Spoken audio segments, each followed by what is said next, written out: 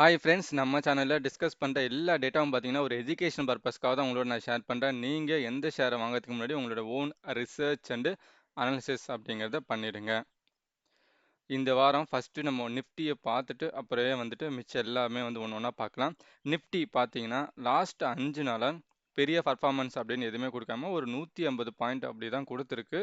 பெருசாக ஒரு ஏற்றமும் இல்லாமல் பெருசாக ஒரு இறற்றமும் இல்லாமல் ஒரு ஃப்ளாட்டான பர்ஃபார்மன்ஸ் அப்படிங்கிறது நிஃப்டி கிட்டேருந்து வந்திருக்கு. இதுதான் வந்துட்டு நம்மளோட பட்ஜெட் வர வரையும் இதே மாதிரி கண்டினியூ ஆகும் அப்படிங்கிறது என்னோட எதிர்பார்ப்பு. ஒரு 150லேருந்து 200 பாயிண்ட் அப் அண்ட் டவுன்ஸ் வந்து போயிட்டு அப்படியே சுற்றிட்டு இருக்கோம். ஒன்ஸ் பட்ஜெட் முடிஞ்சிருச்சு, அவங்களுக்கு ஃபேவரபுளாக இருந்தது அப்படின்னா கண்டிப்பாக வந்து நிஃப்டிங்கிறது மேலே ரேலி ஆகிறதுக்கு சான்ஸ் இருக்குது. இல்லை அவங்க எதிர்பார்த்த மாதிரி வரலன்னா கண்டிப்பாக இங்கே வந்து இந்த சப்போர்ட் லெவல் அப்படிங்கிறது நிஃப்டி அப்படின்னு எடுக்கும் அப்படிங்கிறது என்னோட எதிர்பார்ப்பு. நிஃப்டியை பொறுத்தவரையும் இதுதான் வந்து அப்டேட்டு. அடுத்தது எஃப்ஐஏடிஐ வந்து பார்த்தீங்கன்னா லாஸ்ட் 4 நாள் தான் வந்து இந்த வாரத்துக்கான ட்ரேடிங் டே. அதில் 3 நாள் வந்து பையிங் சைடு வந்துட்டாங்க. இது வந்து கொஞ்சம் நல்ல விஷயம். ரொம்ப நாளாக வந்து பையிங் பண்ணாமல் இருந்தவங்க இப்போ வந்து பையிங் ஸ்டேஜ் அப்படின்னு வந்திருக்குது. ஒரு நல்ல விஷயமா வந்து நான் பார்க்குறேன்.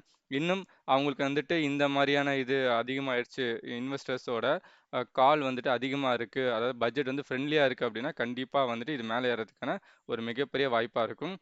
கோல்டு அடுத்து சில்வரோட அப்டேட் என்னன்னு சொல்லி பார்த்தீங்கன்னா ஒரு நல்ல கரெக்ஷன் அப்படின்னு கொடுத்துருக்கு. 1 மந்த் சார்ட் போட்டிருக்கோம். 1 மந்த் சார்ட்டில் பார்த்தீங்கன்னா உங்களுக்கு நல்லா தெரியும், மேலே பெருசாக ஏறாமல் ஒரு நல்ல கரெக்ஷன் ஆகி கீழே நின்றுட்டு இருக்கு. இது மூலமாக நமக்கு நல்ல ஒரு பையிங் ஆப்பர்ச்சுனிட்டி அப்படிங்கிறது கோல்டுலேயும் சில்வர்லேயும் கிடச்சிருக்கு. நான் வந்து கொஞ்சம் கொஞ்சமாக இது ரெண்டுத்துலேயுமே அக்குமுலேஷன் பண்ண ஆரம்பிச்சிருக்கேன். அடுத்தது இந்த வாரத்துக்கான டாப் கெய்னர் அப்படின்னு சொல்லி பார்த்தீங்கன்னா முக்கியமாக 2 செக்டர் வந்து டாப் கெய்னருக்குள்ளே வந்துட்டாங்க. ஒருத்தவங்க வந்து private bank, ICICI, axis, HDFC bank, Kotak, இதெல்லாம் வந்து பார்த்தீங்கன்னா ரொம்ப நாளாக வந்து நமக்கு பர்ஃபார்மன்ஸ் பண்ணாமல் தூங்கிட்டு இருந்த ஷேர்ஸு இந்த செக்டரே வந்துட்டு பெரிய லெவலில் ரிட்டர்ன் தரல. நம்ம லாஸ்ட் வீக் கூட பார்த்தீங்கன்னா இந்த பிரைவேட் பேங்க் பீஸை பற்றி டீட்டெயிலாக டிஸ்கஷன் பண்ணியிருந்தோம். இப்போ பிரைவேட் பேங்க்ஸ் எல்லாமே பார்த்தீங்கன்னா நல்ல ரேலி கொடுக்க ஆரம்பிச்சு, அதுவும் பர்டிகுலராக HDFC பேங்க், கொடாக் பேங்க்லாம் நம்ம வந்து நிறைய டிஸ்கஷன் பண்ணி சப்போர்ட் லெவல்லாம் பேசியிருந்தோம். நல்ல லாபம் அப்படிங்கிறது இப்போ கிடைக்க ஆரம்பிச்சிருக்கு. இன்னொன்று வந்து பார்த்தீங்கன்னா ஐடி செக்டரு கொஞ்சம் ரேலி ஆக ஆரம்பிச்சிருக்கு. இன்ஃபோசிஸ், விப்ரோ, டெக் மஹேந்திரா இதெல்லாமே வந்து பார்த்தீங்கன்னா லாஸ்ட் 1 வீக்காக ஒரு நல்ல ரிட்டர்ன் அப்படின்னு கொடுத்துருக்கு. ஸ்டில் ஐடி ஷேர்ஸ்லாம் வந்துட்டு பி வேல்யூ அப்படிங்கிறது கொஞ்சம் அதிகமாக இருக்குது. அதனால தான் பெருசாக வந்து நான் அதை வந்து ஃபோக்கஸ் பண்ணல. லோ பியாக இருக்கும்போது இன்ஃபோசிஸ், விப்ரோ இதெல்லாம் நம்ம நிறைய டிஸ்கஷன் பண்ணியிருக்கோம். டிசிஎஸ் எல்லாம் நம்ம பண்ணி அக்குமுலேஷன் பண்ணியிருக்கோம். அதனால் இப்போ எல்லாமே வந்து பாசிட்டிவ் ஸ்டேஜில் இருக்கனால அதை வந்து நான் பெருசாக கண்டுக்கல. அடுத்து வந்து டாப் லூசரில் பார்த்தீங்கன்னா இதுலேயும் 2 செக்டர் வந்து நல்ல லூசராக வந்திருக்காங்க. ஒருத்தர் வந்து பார்த்தீங்கன்னா எஃப்எம்சிஜி வந்துட்டு ரொம்ப நாளாகவே லூசிங் சைடில் தான் இருக்காங்க. ஐடிசி, டாடா கன்சியூமரு, ஸோ அதுக்கப்புறம் வந்து பார்த்தீங்கன்னா இன்னும் எஃப்எம்சிஜிலாம் வந்து பெரிய ரெக்கவரி தராமல் சுற்றிட்டு இருக்காங்க. அடுத்தது ஆட்டோமொபைல் ஸ்டாக்கான பார்த்தீங்கன்னா Maruti Suzuki, hero motor, Tata motors இவங்களே வந்து பார்த்தீங்கன்னா நல்ல லூசர் சைடில் வந்து இருக்காங்க. பஜாஜ் ஆட்டோ எல்லாமே வந்து பாருங்கள் இப்போ லூசர் சைடில் வந்து இருக்காங்க. ஸோ இந்த 2 செக்டரும் கொஞ்சம் நல்லா கரெக்ட் ஆகி பையிங் ஸ்டேஜ் வந்துச்சு அப்படின்னா ஃபோக்கஸ் அப்படிங்கிறது பண்ணலான்னு இருக்கேன். அடுத்தது 52 வீக் ஐ, இந்த வாரத்துக்கான 52 வீக் ஐ பார்த்தீங்கன்னா JSW, steel, tech Mahindra, Axis bank இதெல்லாம் வந்து இப்போ ரொம்ப நாள் கழிச்சு 52 வீக் ஐயை டச் பண்ணியிருக்கு. 52 வீக் லோ அப்படின்னு சொல்கிற அளவுக்கு பெருசாக எந்த ஷேர்ஸும் இல்லை. அடுத்தது 2 வாரத்துக்கு ஐபிஓ வந்து 2 வந்து ரிலீஸ் ஆக போகுது. ஒன்று வந்து அலைன்டு பிளெண்டர், டிஸ்லிட்டர்ஸ் அப்படின்னு சொல்லிட்டு இவங்க பேசிக்காக என்ன மாதிரியான பிஸ்னஸ் பண்ணுறாங்கன்னு சொல்லி பார்த்தீங்கன்னா லிக்கர் பிஸ்னஸ் வந்து பண்ணிட்டு இருக்காங்க. இது வந்து ரொம்ப டீட்டெயிலாக நான் உங்களோட டிஸ்கஷன் பண்ண போகிறது கிடையாது.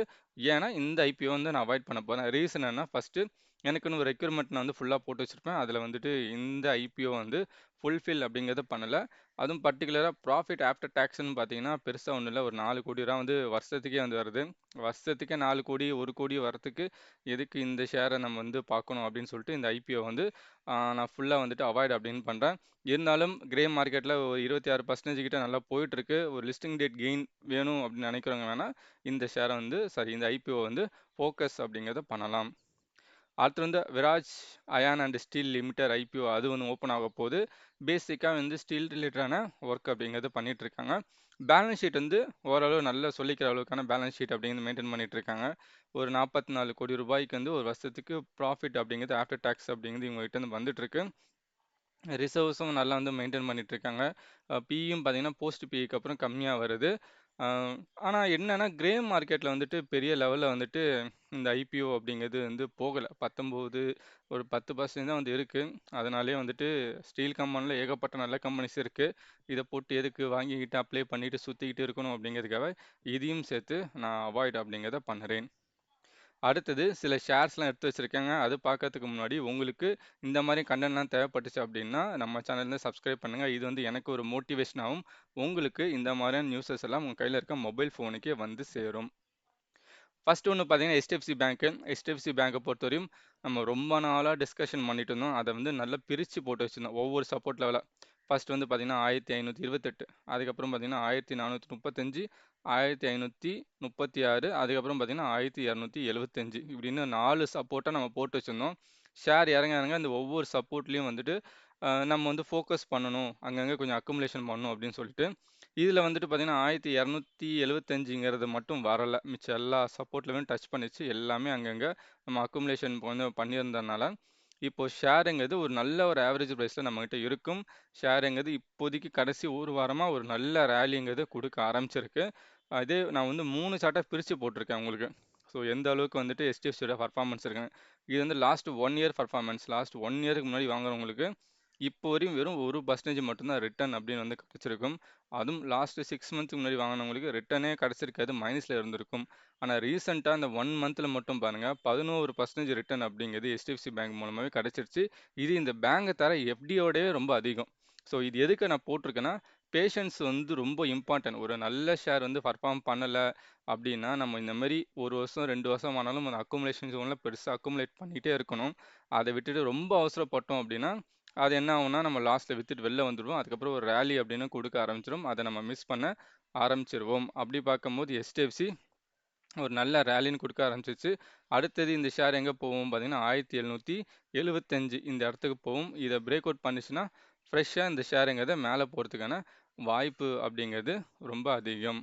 ஸோ மார்க்கெட்டில் எப்போவுமே சொல்லுது மணிஸ் கோ இம்பேஷன் பீப்புள் டு பேஷண்ட் பீப்புள் அப்படின்னு சொல்லிட்டு அது ரொம்ப முக்கியம். அதுக்கு ஒரு கிளாசிக் எக்ஸாம்பிள் தான் இந்த HDFC பேங்க்கு. ஸோ நிறைய நண்பர்கள் வந்துட்டு இதில் லாபத்தில் இருப்பீங்க அப்படின்னு எதிர்பார்க்கிறேன். அடுத்தது பந்தன் பேங்க். ஒரு 2 மாதத்துக்கு முன்னாடி வந்து டீட்டெயிலாக ஒரு வீடியோ எடுத்து போட்டு உங்களோட டிஸ்கஷன் அப்படின்னு பண்ணியிருந்தேன்.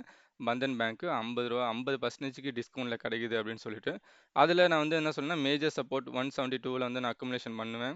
அதையும் உடச்சி போச்சுன்னா 150ல் நான் அக்குமுலேஷன் பண்ணுவேன்னு சொல்லிட்டு ஆனால் அந்த இடத்த உடைக்கல. ஸோ இங்கேருந்தே பார்த்தீங்கன்னா இந்த பேங்க் மூலமாக 23% 2 மாதத்தில் ஒரு நல்ல லாபம் கிடச்சிருச்சு. ஸ்டில் அப்படியே ஹோல்டிங் அப்படிங்கிறத நான் பண்ணிக்கிட்டே இருக்கேன். அடுத்தது இந்த ஷேர் எங்கே போகலான்னு எதிர்பார்க்குறேன்னா ரூ. 259 வரையும் போகும் அப்படின்னு சொல்லி ஒரு எதிர்பார்ப்பு அப்படின்னு என்கிட்ட இருக்குது. அடுத்தது லாஸ்ட் வீக் உங்கள்கிட்ட டிஸ்கஷன் பண்ணேன் நான் KPI டெக்னாலஜிஸ்னு. ஸ்டில் இது வந்து ஒரு அக்குமுலேஷன் ஜோனில் தான் நான் வச்சுருக்கேன். 1326 அப்படிங்கிறது ஒரு ஸ்டாப் லாஸாக வச்சுருக்கேன். இந்த இடத்த வந்து அக்குமுலேஷன் அப்படிங்கிறத நான் பண்ண ஆரம்பிச்சிருக்கேன். ஒன்ஸ் இந்த இடம் பிரேக் அவுட் ஆகி மேலே போச்சுன்னா ஒரு நல்ல லாபம் அப்படின்னு கிடைக்கும். ஸ்டில் இது PE வந்து அதிகமாக இருக்குது, மிச்சம் எல்லாமே அதிகமாக இருக்குது. இருந்தாலும் பிஸ்னஸ்ங்கிறது உங்களுக்கு நல்லா இருக்குது, ரெவென்யூ நல்லா ஜென்ரேட் பண்ணுறாங்க அப்படிங்கிற ஒரு காரணத்தினால இந்த ஷேரை வந்து நான் கொஞ்சம் அக்குமுலேஷன் பண்ணியிருக்கேன். லாஸ்ட் 5 நாளாக வந்து பார்த்தீங்கன்னா இதோட ரிட்டர்ன் அப்படிங்கிறது ஒரு 6%க்கான ரிட்டர்ன் அப்படின்னு கொடுத்துருக்கு. FD ரிட்டர்ன் கிட்ட நமக்கு KPIT டெக்னாலஜிலே வந்துருச்சு. அடுத்து நியூஜென் சாஃப்ட்வேர். இதுவும் வந்து ஒரு ஷார்ட் டேர்முக்கு தான் பார்த்து வச்சுருந்தேன். இது ஆல்மோஸ்ட் ஒரு 6லேருந்து 8 மாதத்துக்கு முன்னாடி வாங்கினேன். ரூ. 821 அப்படிங்கிறது ஒரு ஆவரேஜ் ப்ரைஸாக போட்டிருந்தேன். ஒரு பொறுமையாகவும் ஒரு நல்ல ரேலியும் கொடுத்து 23லேருந்து 30%க்கான ரிட்டர்ன் அப்படின்னு கொடுத்துருக்கு. ஸ்டில் அப்படியே ஹோல்டு அப்படிங்கிறத நான் பண்ணிக்கிட்டே இருக்கேன் நியூஜென் சாஃப்ட்வேரை பொறுத்தவரையும். அடுத்தது இந்த ஷேர் வந்து லாஸ்ட் வீக் உங்கள்கிட்ட பேசியிருந்தேன். மோட்டிலால் ஆஸ்வால் ஃபினான்ஸ் சர்வீசஸ்னு. ஆஃப்டர் போனஸ்க்கு அப்புறமா இந்த ஷேர் வந்து நான் கன்சிடர் பண்ணியிருந்தேன். இந்த ஷேர் வந்து பார்த்தீங்கன்னா 553ங்கிறது ஒரு சப்போர்ட் லெவலாக வச்சுருக்கேன். இங்கேருந்து இந்த ஷேருங்கிறது பொறுமையாக ஒரு ரேலி கொடுத்து ஒரு சின்ன லாபம் அப்படின்னு கொடுத்துருக்கு. லாஸ்ட் 5 டேஸில் வந்து பார்த்தீங்கன்னா ஒரு 2.74%க்கான லாபம் அப்படிங்கிறது இந்த ஷேர் மூலமாக கிடைச்சிருக்கு. அப்புறம் மார்க்கெட் இப்போ இந்த லெவலில் மேலே போயிட்டு இருக்கும்போது அண்டர் வேல்யூடாக நான் பார்க்கறது ஒரு 2 ஷேர். ஒன்று வந்து மணப்புரம். மணப்புரம் ஏன் நான் அண்டர் வேல்யூடாக பார்க்குறேன்னா EPS இயர்னிங் பர் ஷேர் அப்படிங்கிறது இங்கே லாஸ்ட் 10 வருஷத்துக்கான இயர்னிங் பர் ஷேர் எடுத்து போட்டிருக்கேன். ஒவ்வொரு வருஷமும் பாருங்கள் இந்த ஷேரோட இயர்னிங் பர் ஷேருங்கிறது ஏறிக்கிட்டே போகுது, எங்கேயுமே இறங்கலை. ஆனால் மார்க்கெட் அதுக்கு கொடுத்துருக்க ரேட் அப்படிங்கிறது இறங்கினே வருது.